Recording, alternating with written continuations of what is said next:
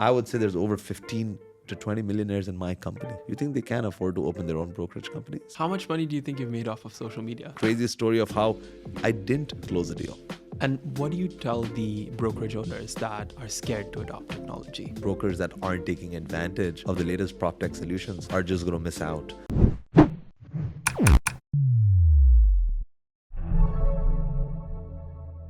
Hello, everyone. Welcome back to another episode of The Real Ones. My name is Joel Alexander, and I'm your host. I'm also co-founder and CEO of Kendal. We are an AI assistant for brokerages in the UAE. Today, I'm joined by a very, very special guest, Farooq Syed. Welcome to the podcast. How are you doing? Thank you, Joel, for having me. I'm doing good. He's the CEO of Springfield Properties, and on the side, he's a mega influencer, and then he does mega deals, and it's all mega with Farooq, right? Thank you for the kind introduction, Joel. No, of course. So obviously, I haven't been in Dubai for some time now, and coming back and seeing who all are crushing it in the real estate space is very, very interesting to me. And luckily, we've been able to get a lot of those folks on this podcast. You are very much on top of that list, and I'm very curious to hear, this is probably not what you woke up and decided to do. What did 7-year-old Farooq want to be? I always wanted to be an Air Force pilot. That was my dream. Okay. I had an uncle that was in the Air Force, and I grew up watching him, fly a plane. So I thought that was very interesting. Yeah. But then soon a reality dawned. And then we decided around when I was in high school to pursue the business career, right, and continue my education in the business field. Yes. And dabbled in a few things. Yeah. Luckily, dabbled in real estate early enough. Right. I had a summer between my high school and my university. Okay. When I worked for a real estate brokerage company in Dubai. Okay. Yeah. When I was 16 years old. Are they a competitor now? I mean, it's someone that I really look up to. Okay, that's good. She was my first boss. Okay. That's what I always even call her when I see her around in the market right now. Yeah. So it was a very good educational foundation for me. Yeah. At the age of 16. Then, of course, throughout my university time, I did work part-time in real estate. Yeah. Then we had a few family businesses that I was involved in. Right. One of them was a restaurant. Very different from real estate. Very difficult business. Also. Very, very difficult business. Something that I don't really enjoy much at all. And the other business was a car rental company. Mm-hmm. Yeah. So my dad had a car rental company for about 18 years. Okay. In the UAE. Yeah. So growing up, I would always go and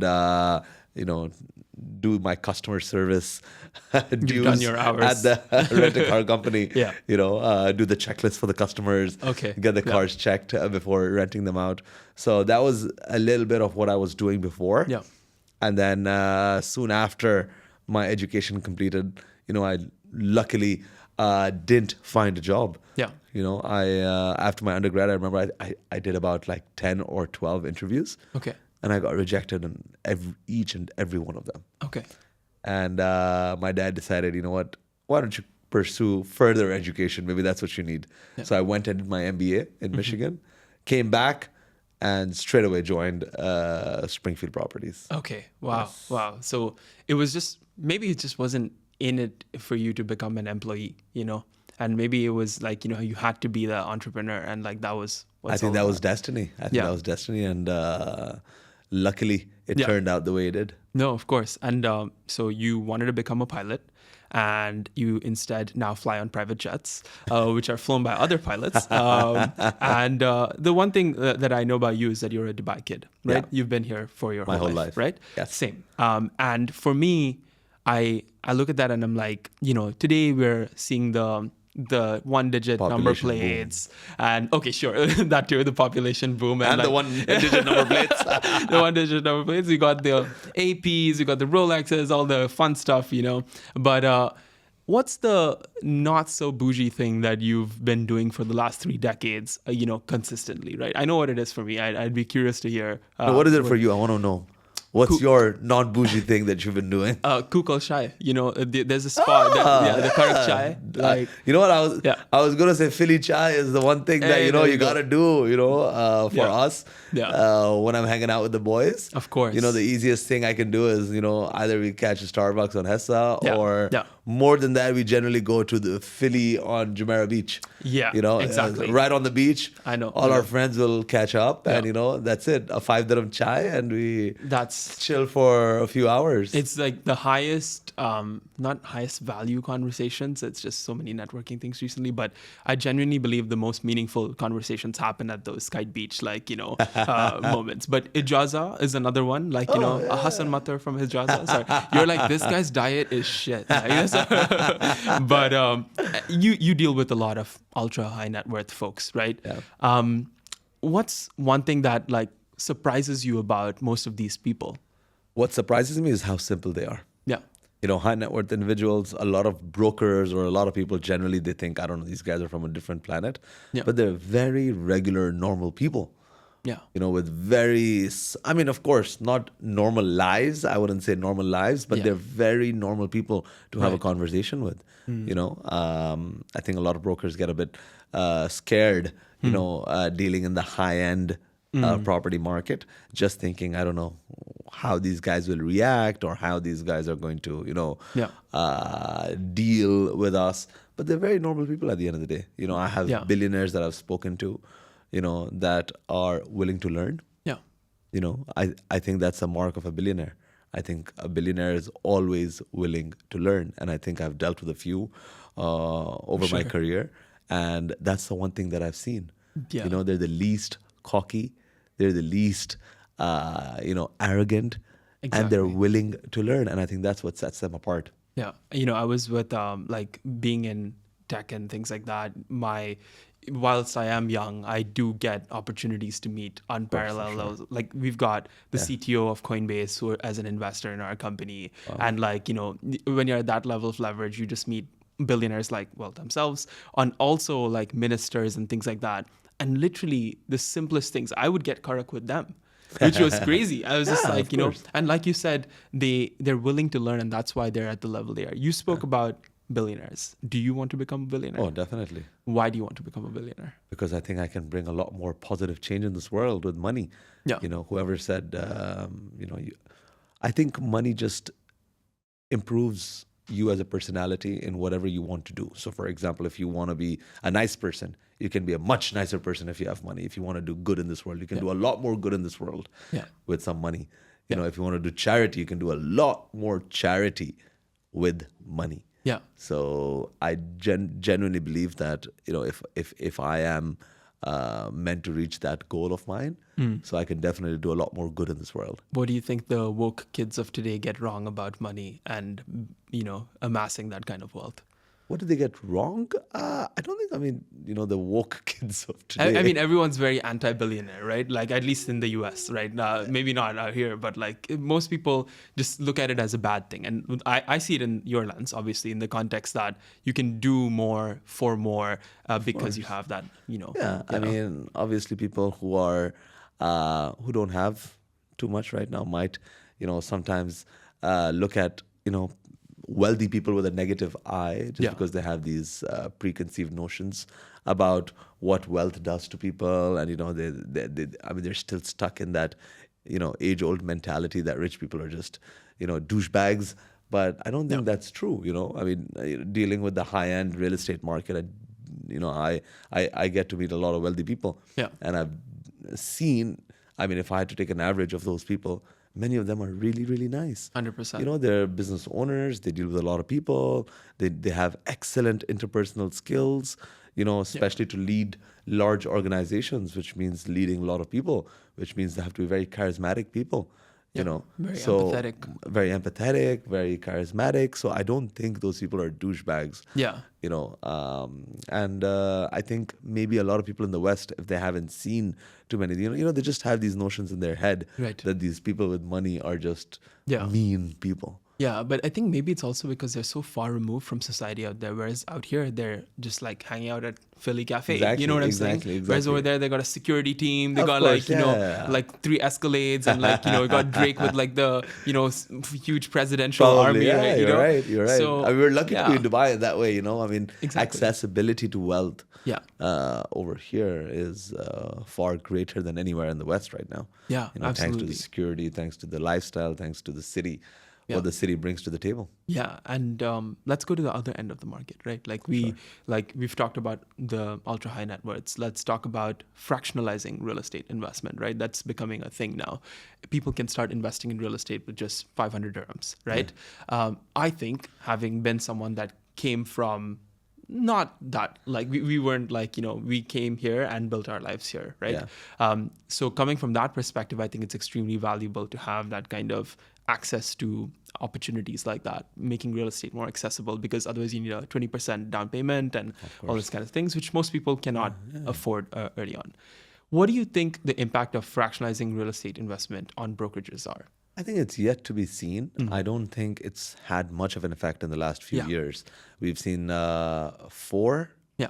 players, I believe, in this space, or maybe more now. But they really haven't had any impact on the real estate, in my opinion, Okay. or on the real estate market. Right. You know, I mean, I think it's yet to be seen in the future.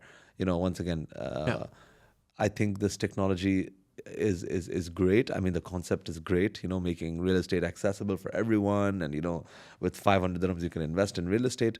But I don't know. I haven't seen the you know, a large impact of this on the market at all. Okay, very interesting. Yeah. And, you know, that being said, there's a lot of people that have made a lot of money from real estate right now.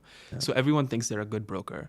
And I'm sure you've seen a ton of those, right? And a lot of them tend to leave the firms that they're at, existing brokerages, and start their own firm. What do you think those people don't yet understand about the market? You've seen it since 2008, I believe, or something that's, I mean, 2006 was technically my 2006. first real estate job or gig that I did. Exactly. But I wasn't regular, you know, between 2006 and 2010. I was working part-time. Right. Yeah. So, but you've seen it for But a yeah, long I've seen time. it since You've seen people 2006. come and go. So, course, a lot. what do these people not understand about running a brokerage, right? So obviously, you know, running a brokerage is a great business. I'm in it myself, so I wouldn't say that it's not a great business, but it is very capital intensive.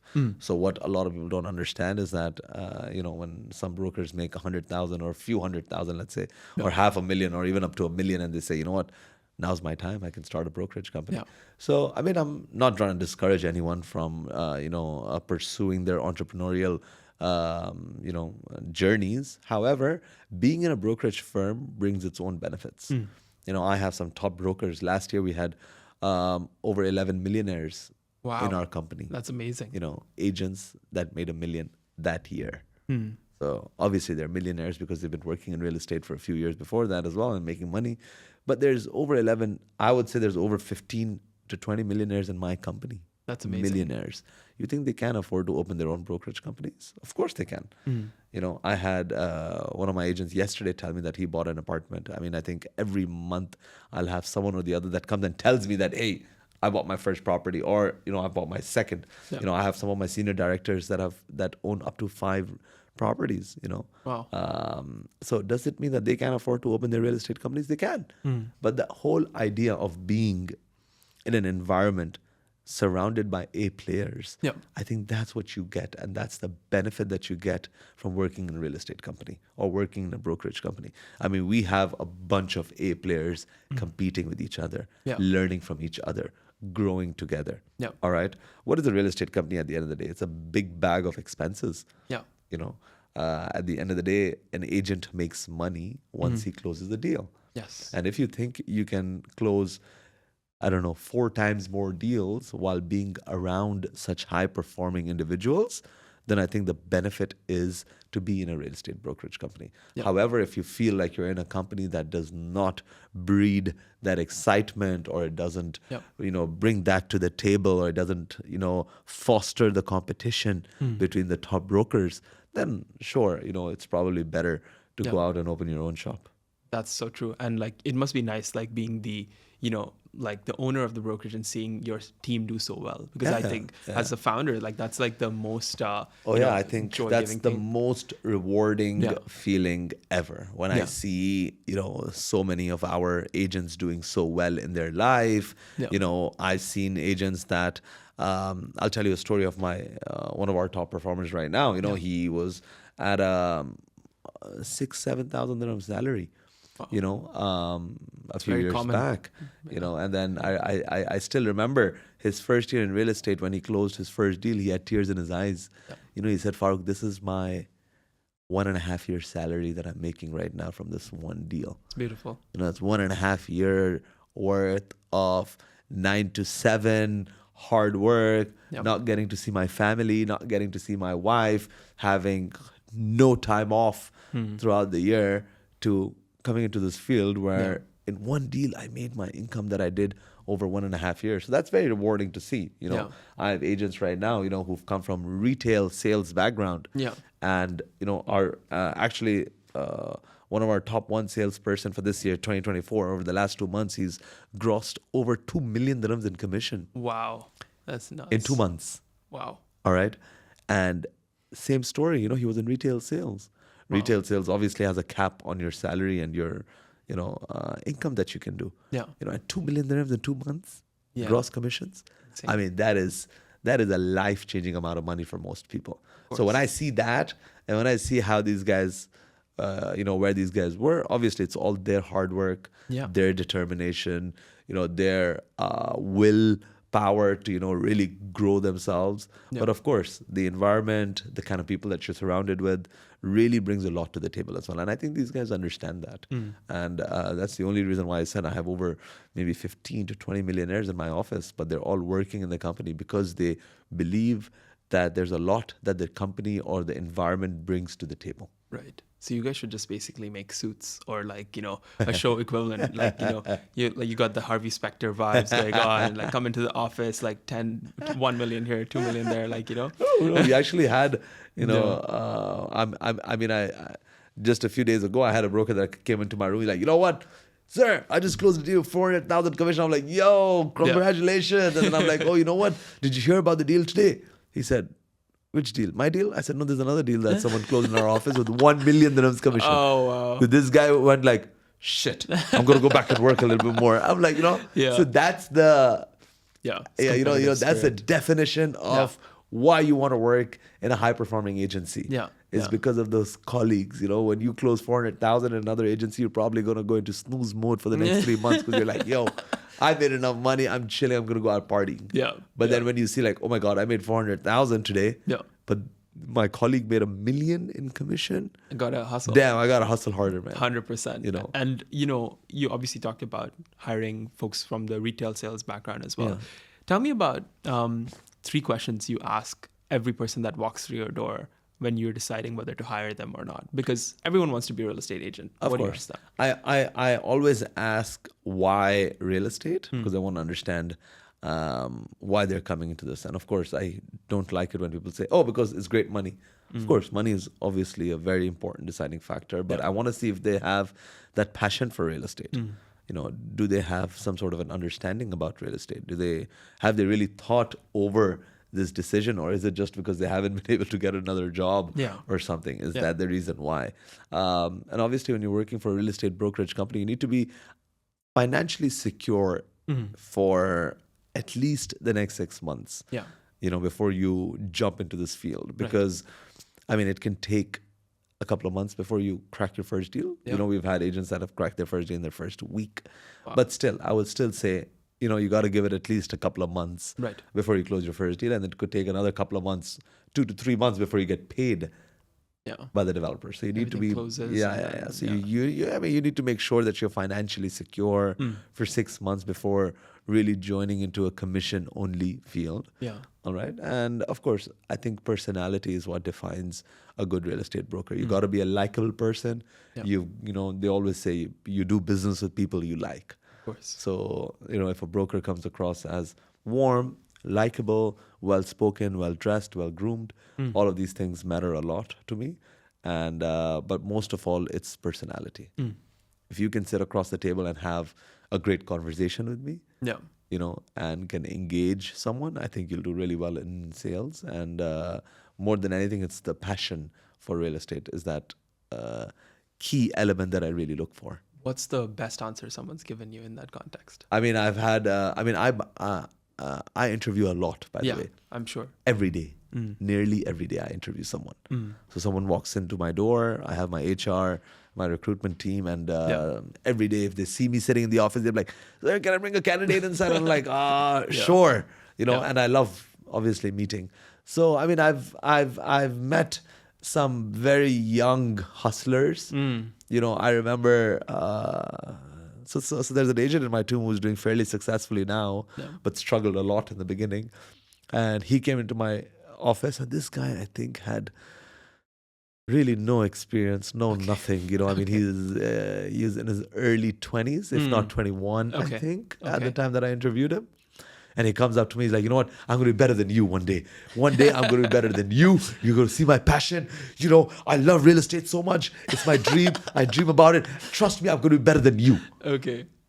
I was taken aback. I was like, "Whoa." Let's go. I said, you know what? This guy has nothing on his CV that would make me want to interview this guy or, make me want to hire this guy. Yeah. But I don't know. Somehow my recruitment manager said, "Farooq, you got to meet this guy." Like, I mean, he's a kid, but this guy's got passion and this guy's got some sort of, either you're going to feel like he has a screw loose in his head or you're going to love him. Yeah. I said, "You know what, Natalia, bring him in." Okay. He comes in and then he starts going off about how much he loves real estate, how he's watched every show, how he's watched every podcast out there, how he's watched every vlog of mine, and how he's made up his mind that he's going to be better than me. And I said, "You know what?" I said, "Natalia, let's take a chance with this guy. Let's hire him." I said, "I just want to see how well this guy does." And I think, generally in our company, we have a timeline that you need to close your first deal. If you don't, then of course we can't carry on with your employment. And this guy went way over that time. Okay. And every time we had to go like, "Hey, we gotta end our relationship now. It's been this time," and you would come in and go like, "Give me some more time. Just give me some more time. I'm gonna close. I'm gonna prove you wrong. I'm gonna prove you wrong." And I said, "You know what? I just can't get rid of this guy." And long story short, now I think it's a year and a half later. He's done phenomenally well for himself, and mashallah, it's very nice to see the way this guy's grown into a very good sales agent. It takes that time, right, to get that refinement. Of course, it takes time to really understand the market, especially when you're coming from zero background in sales. 100%. Sometimes we've hired people with different, sectors of experience. Maybe not necessarily real estate, but like, let's say some other sales background for 4 or 5 years. Those guys end up doing very good as well in a fairly short amount of time. Because they're just a bit more mature. They understand, of course, and they have a real requirement to hustle hard. They've seen some things. But this guy did really well, and I don't think I'll forget what he said to me in the interview, that I'll do better than you. And I said, "I'm going for your job." But you know what? I still remember to this day. I said, "I pray that you'll be better than me. I swear to God. I pray that all of the guys in my office will be better than me." Because that'll be the biggest blessing for me. Of course. And what's the craziest thing you've done to close a deal? Craziest thing that I've done? Yeah. I mean, now I think my life's a bit boring. I don't do too many crazy things to close deals. Way back when Farooq was the one saying, "I'm coming for your job. I'm better than you." I mean, I've done. I was a one-man sales show for many years in my company. We didn't really grow to scale till I would say 2018, 19 is when we really started to grow over, let's say, 20 brokers. I think from 2013 up to 2018, we were just less than 20 brokers in my office. So I was the leading salesperson in the office, and I was running around 24/7 trying to close deals. But I have a lot of crazy stories. I think one story that I was sharing with my team just a couple of days ago was a crazy story of how I didn't close a deal. Okay. And I think that was so that is something that I always remember and I always think about. Yeah. You know, that wow, and I'm very proud of myself for doing that. I remember I had a client of mine that I'd become very close to. You know, he had bought a few different properties from me. I think at that time, I think I was 24, 25. I Okay. was fairly young. Yeah. Of course, just starting off, you know, with a few years under my belt. Business was good, was picking up, but of course wasn't at the level that it is at today. And this gentleman, I had already sold him a few properties, and you know we were hanging out quite a bit, and we'd become very good friends. Yeah. And the guy knew that I can trust Farooq, and you know he's going to look out for me. Anyways, he gives me a call, and he tells me I won't mention the property that he was talking to me about, but he said, Farooq, I'm in the mall. And there's this beautiful lady that wants to sell me this property worth 15 million dirhams. Okay. And I really want to buy it. Yeah. What do you think? And I know that project, and I've been seeing that project for a very long time. And I did not believe in that project. And at that time, if I remember correctly, I believe they were paying 5% commission for that Okay. particular property. Okay. So that was about 750,000 dirhams in commissions for me, Yeah. which would have been a huge amount of money for me at that time. Right. You know, 750,000 straight in the pocket for a deal that I don't need to work for. This guy's like, Farooq, you say yes, and I'm going to buy this right now, and I'm going to put you as a broker. So it's a promoter in the mall. You know, I love it. It looks great. Everything's amazing. Yeah. Just say yes, and I'll go ahead. And I remember I was like just thinking, I'm like, okay, I just need to say yes. You know, I don't believe in the property, but you know what? If he loves it, maybe he sees something I don't. And there was this battle going on in my head, and I'm thinking, I want to stop this guy, Yeah.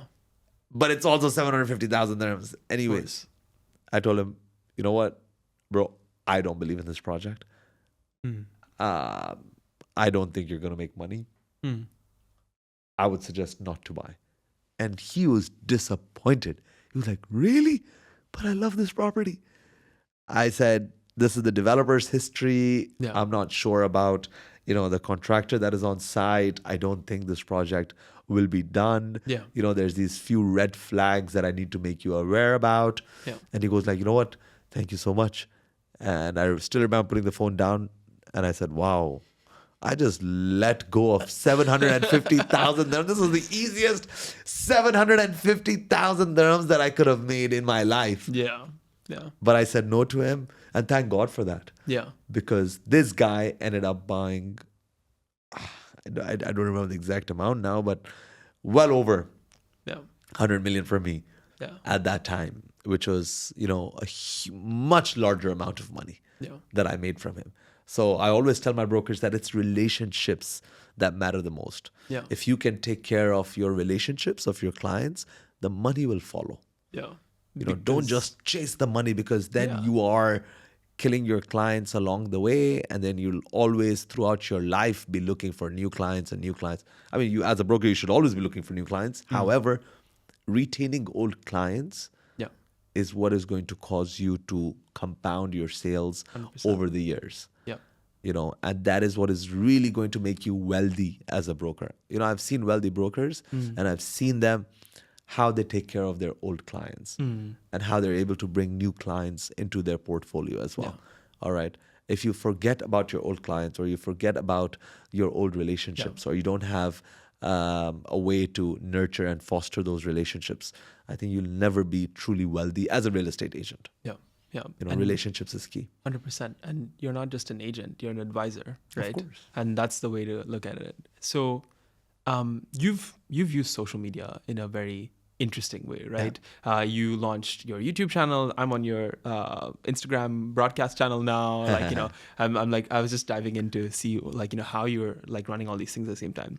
You've said, I need to work on that though. yeah, we can use more updates. You know, it was like August, guys. I'm going to put a lot of updates on here. Yeah, I thought I never did. Oh, I need to get back on that. No, but it's hard, right? Like, and your strategy is to be, as you say, omnipresent, right? Yeah. So that's great. But you've also said nobody is going to market you better than yourself. Of course. Right? So talk to me about why you realize that social media is important, and tell me how it's different today than it was 1 year ago. I mean, obviously, I've loved social media from the get-go. I think I've been on Instagram from the day that that platform got live. Of course. But I really started using it for business pre-COVID. So right before COVID is when someone in my office said, "Sir, you know what? You love talking. You love talking about properties. Why don't I just film you while you do it?" And I said, "You want to film me while I'm showing a property?" And they're like, "Yeah, there's these bunch of brokers in the US that are making these property vlogs, and why don't you think about it and let's get into it?" And I said, "You know what? Can you shoot like that and can you edit?" and this guy in my office like, "Yes, sir, I can." I said, "Wow, great, let's do it." Yeah. And then we walk into a property, we make a couple of videos, we put it on live on YouTube, and it's just generic growth that I had from there. I spent 0 dirhams on marketing, on advertising, on anything. I think I had 5-6 videos up there, and then the 7th one just picked up and it went viral, and then it sort of had a very great push effect on all the other videos. And then of course when you're getting the views, when you're getting the feedback from people, and then people are like, "Oh yeah, I'm loving your content," and then you're like, "You know what, we got to keep doing this." And I think that's where it started to grow from. And then of course Instagram also grew from there. And then of course I still remember my first, or I wouldn't say my first deal, but my first major deal that I'd done through social media. I'd made well over 1.5 million dirhams in a deal. How much money do you think you've made off of social media, actually? Oh, in the millions. Okay. In the millions, millions. So these agents that are saying that you don't need to do social media, are they missing out? Oh yeah, they're 100% missing out. Though I think the space is a lot more busier now than it was a few years back. And it's a lot harder to come up on social media. But it's definitely a tool that no one can ignore. 100%. And if you're ignoring it, you're leaving money on the table. Oh yeah. And what are they doing wrong in their content? Because a lot of these guys are trying to make videos. Some of them a lot of people are doing great content now. I mean, honestly, I really enjoy seeing a lot of other brokers making very, very interesting content. Sometimes I'm like, "Oh, I would love to do this, but I'm not sure if I can." And people are doing very innovative stuff. If anything, I think they're educating the world about real estate. Why not? I mean, they're making real estate fun. I think over the last 1.5 year, the number of realtors that have become influencers, or the number of influencers that have become realtors, is extremely high. And at the end of the day, I think it's great because it's making real estate a lot more accessible for everyone. Yeah, and let's talk about that, right? Influencers and real estate. Because, well, you are an influencer, whether you like to subscribe to that or not, right?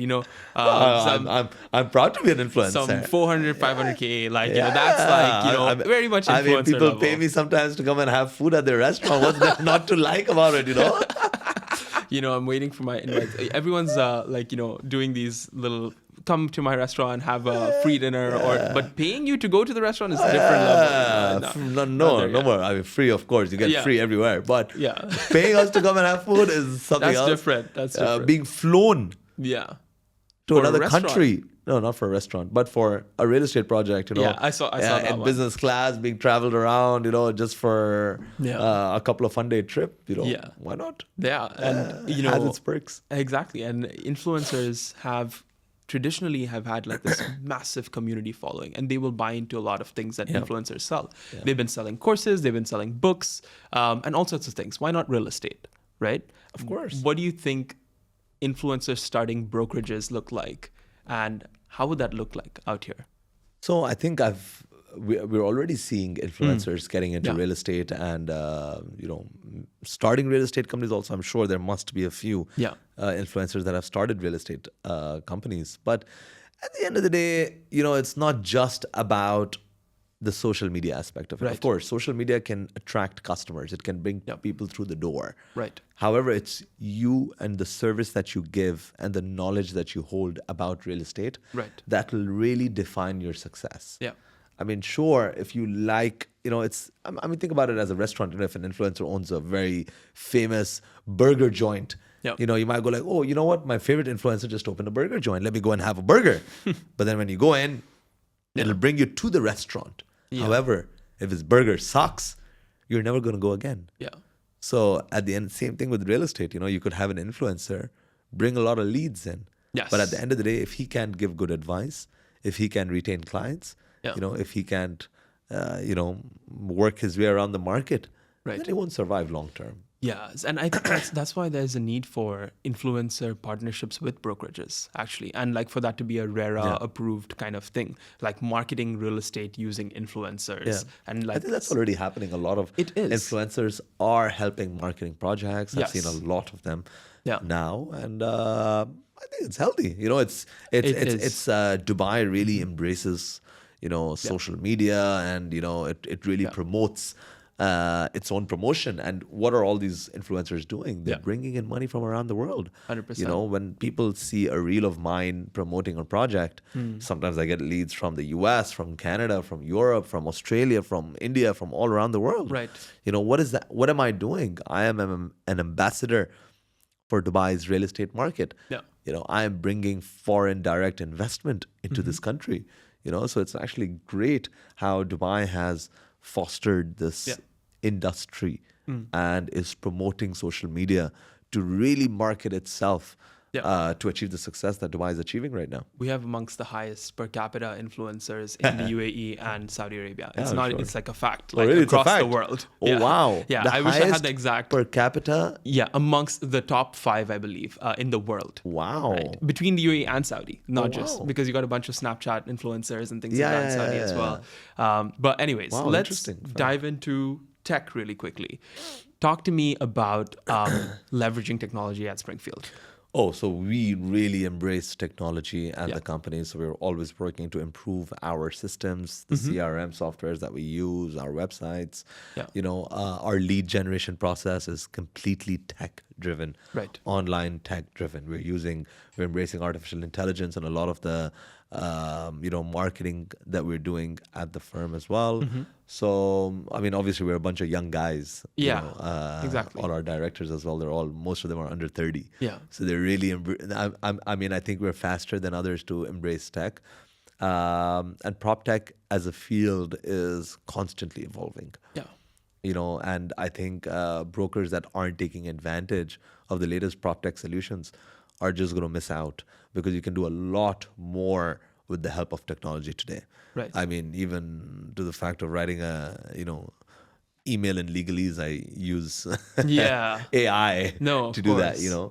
So, you have to embrace technology to become, a lot faster in your work, and you can do a lot more. And what do you tell the brokerage owners that are scared to adopt technology?